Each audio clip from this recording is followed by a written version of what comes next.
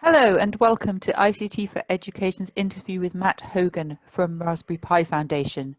Matt, please introduce yourself so that everybody knows who we're talking to today, and then we'll get on with the Q&A. Thank you, Sarah. Yeah, I'm Matt Hogan. I'm a learning manager at the Raspberry Pi Foundation. Have been for about a year and a half now. Before that, I was a computer science ICT teacher for 20 years, believe it or not. Yeah, various roles and responsibilities, from just a classroom teacher, not just a classroom teacher, an amazing classroom teacher, I hope, to head of department, e-learning coordinator, things like that. Then I started to get to work with exam boards, examining, and then did some training and CPD stuff for exam boards and independently, and then I ended up at this role with a learning manager at the Raspberry Pi Foundation, looking after, one of the things I do is look after all the online courses as part of the National Centre for Computing Education. Thank you very much indeed. So let's get into our conversation then. And my first question to you, Matt, where have you seen most innovation in the past year in the types of education products that schools are using? Well, what a year. What a year, Sarah. We've I just think it's been amazing that things that have been out there already, like Google Hangouts or Teams, for example, and Zoom came along. Who heard of Zoom before, we had this coronavirus outbreak?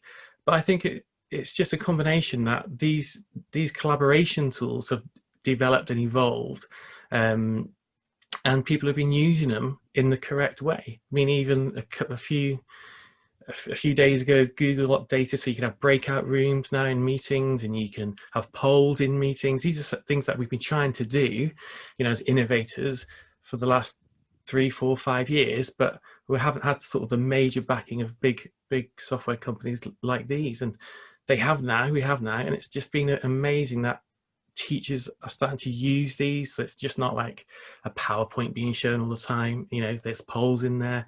There's things like Edpuzzle, where you can show a video, stop it, poll for an answer, have a discussion with students. They can then put answers back. So a very different way of getting like feedback. And Okay. I think go on. Sorry, please go on. So yeah, and I think it's, we've also got a lot of integration with other things like Evernote and Jamboard in Google now as well for post-it note type things.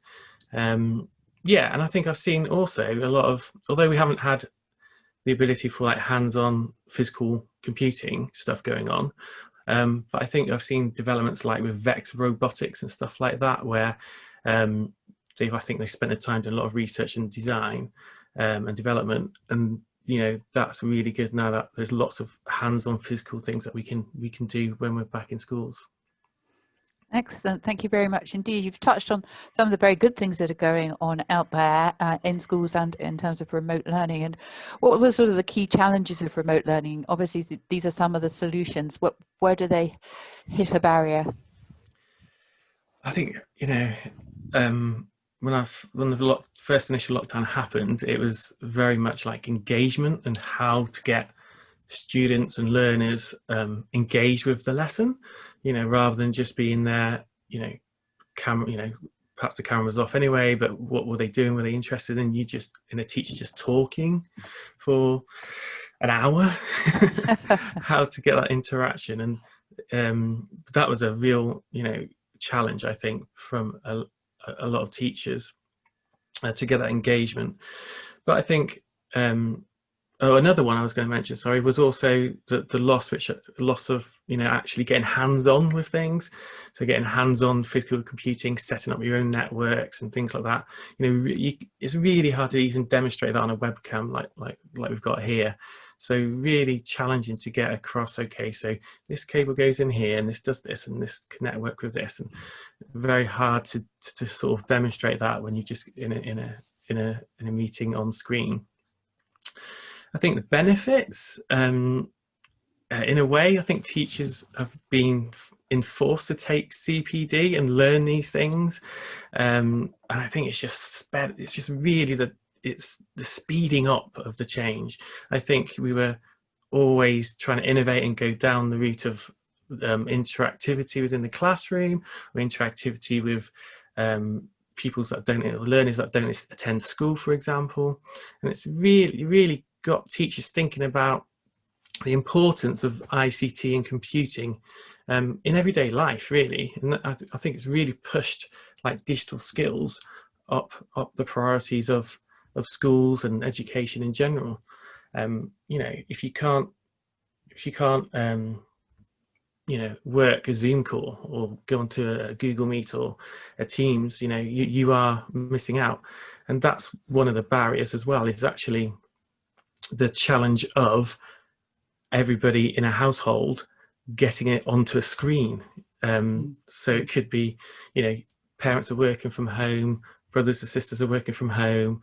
It could be that, okay, so they're last in the pecking order, the students in schools, and they're doing stuff off their mobile phone, for example, you know, and trying to take that into consideration as a teacher, where they can't just like go from that screen, oh, go and have a look at this PowerPoint. They can't do that. They're just looking on that one mobile phone. So it's not necessarily, you know, we're talking about having devices. They've probably got devices, but actually it's the screen that they need. And, you know, not share the TV in the living room or something like that. And the bandwidth, yeah. And the bandwidth. Yeah, of course. Yeah, it strikes me that we've probably made, I don't know, 18 months, 2 years of progress in 6 months, probably. Yeah, which is fantastic. And it will be interesting to see what happens when everybody is hopefully back in the classroom, but that's a little way off still. So let's talk about digital assessments. How can schools carry out digital assessments when not all students are in school? Some of them are at home, some of them are working, some of them aren't, and I assume assessment must go ahead. Yeah, I think it's part of the new guidelines that, irrelevant of whether learners are at home or in school, learning still needs to take place. So you need to have some sort of evidence for that. So there's a few things. So if we talk about formative assessment, you know, I'm sure even before lockdown, we're used to Kahoots, for example. They've been developed and you can use them. You know, you can do a Kahoot still at the beginning of the lesson, get the results, do a Kahoot at the end of the lesson, download the results and compare. Things like that, which are quite simple. You may have done teachers may have done in a classroom before, but now they can, you know, think about doing that remotely. Quizlets, they're very good as well. And then you've got your subject specific sort of apps or websites and products. So things like GCSE Pod will have their own assessment methods in there, and Isaac Computer Science, they have their own what they call game boards. So yeah, ongoing like formative assessment. Summative assessment wise, you know, at the end of a unit or something like that, what I used to do was get the students to write an exam answer, for me to take a picture of it on my tablet and then annotate by hand over the script, like marking it but digitally, and then share that with the rest of the class and point out where they got different marks and things like that. So I think you could still do that. In fact, I'm sure some teachers have, but now it's all electronics. It's actually easier because, you know, you can annotate electronically now. You know, you can share it easier if you're already in a group or in a shared drive. So that's a way of doing some summative assessment, using like the shared documents approach and sharing folders and things. And then you've got again, sort of primary school, looking at primary schools, things like times table rock stars, always get the competitive edge. I know my daughter is mad on that. She was trying to beat the year above her the other night and took it off her. And then you've got your old favourites like Purple Mash, which is a great tool to use, and Accelerated Reader as well. So that's where you read a book and then go online and take a quiz. So, and then that keeps a record. I think those three things I've certainly have seen, you know, positive positive outcome, and looking at assessments and the importance of assessment, and then feeding back into the learning, and the teacher going, okay, we need to make sure next lesson we cover this, because my Kahoot, nobody got the question right. Not that ever happened to me. Of course not. Full understanding in the classroom. Absolutely. Yeah. That's good to know. Good to know. This one is probably more difficult. How are schools managing safeguarding at the moment? It's always an issue, and always a very difficult issue. Where is the, I don't think the line is drawn actually, but how can schools make sure of safeguarding, and what changes have they had to make? Yeah, it's I think again, it's another thing that I think that's gone up a priority list even more than it was, and I think in a way, teachers have made phone calls home, some home visits if necessary, virtual visits with video, and they appreciate the mental health of students, and that needs to be very much a priority.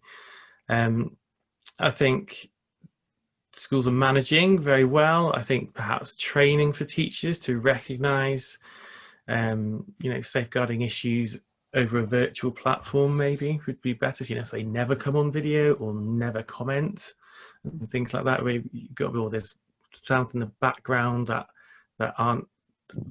That's a signal to it's not normal, or perhaps they're not in a home environment and they're outside or something like that, and reporting safeguarding issues like that. I think they're managing it really, really well. And I think the it's easier. It can be seen as easier for some learners to disclose something to a teacher. They don't have to go up to a teacher face to face and tell them that something's wrong. I know of situations where there's been a lesson and it's come on a private chat with a teacher, for example. So in a way, that's nicer, and things are getting recognised more and more. But yeah, very much a big issue to manage in schools at the moment. Yeah, absolutely. Thank you very much. Well, on a happy note, let's look at 2021, and where do you think schools will be next year, and what sort of technologies will they be using? Obviously, they'll be carrying on with some of the things they are using. When as you say, big companies like Google are coming along with new things all the time. How do you see 21 evolving?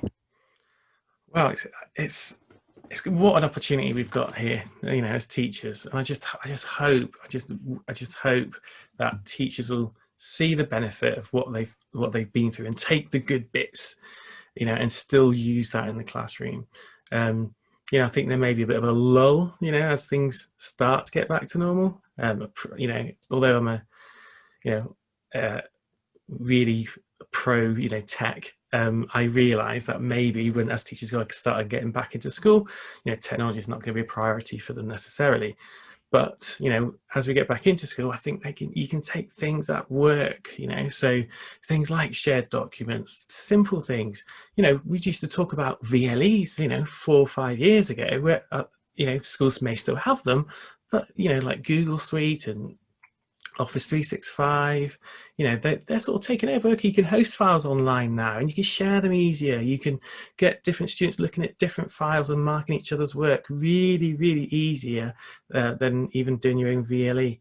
So take one thing, I would say, or 2 or 3 things that's worked during lockdown, and then bring them back into your lessons.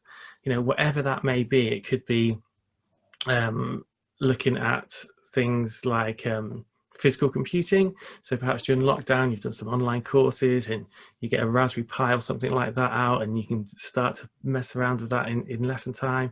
But whilst you're doing that, you can record it on another device, and then you can video edit it afterwards, and you can make a whole series of lessons come together in the video edit. Anything at all. And I think senior leaders have recognised this as well. Not that we haven't had any issues with senior leaders, obviously, but I think they're on board now more than ever about actually we need to get devices to students that didn't have devices before. We need to see, this digital divide that we've obviously seen with learners not doing any work at all during lockdown. Some have, and there are charities out there which organisations are working with that are distributing these really good devices, whatever they may be, from Raspberry Pis to Android tablets to laptops, entry-level laptops, anything at all that will get on the learners of this country into a position where they can access digital learning material. So thank you. So finally, you sort of started there, which is great, but give us some key guidance for teachers who are using technology as they move into 2021. I know it's not a new academic year, and I know they probably won't all be there, and all the children will be there in every school. But for those who are actually going to go back, what advice would you give them? I think use your time effectively. Time is a very precious thing to all of us, and it's a resource that is limited, and it's how you use that time. And think about how, even in your own planning of lessons, your own administrative tasks, what things have sped those up, what things made your lessons more effective. Even things like having a random name selector or something like that on the go, and just think about if there was I'm sure there was like a light bulb moment where something happened during your lockdown lessons, and take that and bring it into the classroom, and make sure you're using your time effectively. Perhaps you've learned, or during lockdown, that talking to a class for more than 15 minutes, you didn't get much engagement. So why don't you try that in lesson time? Use some activities, digital activities, show them different websites, the stuff that you've done digitally during lockdown, to use it in the classroom, and you'll get a more of a collective response because you've got the class system there as a whole, and you can carry on the discussions in your normal way. But yeah, definitely, you as teachers, we've got time to make engagement fun, and in whatever subject area you're teaching, but especially ICT and computing, and use it to impact everybody you teach in every day in every lesson. Fabulous. Thank you very, very much indeed, Matt. Some great answers to the questions. And thank you very much indeed to everyone who's joined us to listen to our conversation. We'll be back with further conversations with Matt and some of our other friends at ICT for Education over the next few months. So I hope you'll be able to join us then. Matt, thanks once again. Thanks, Sarah.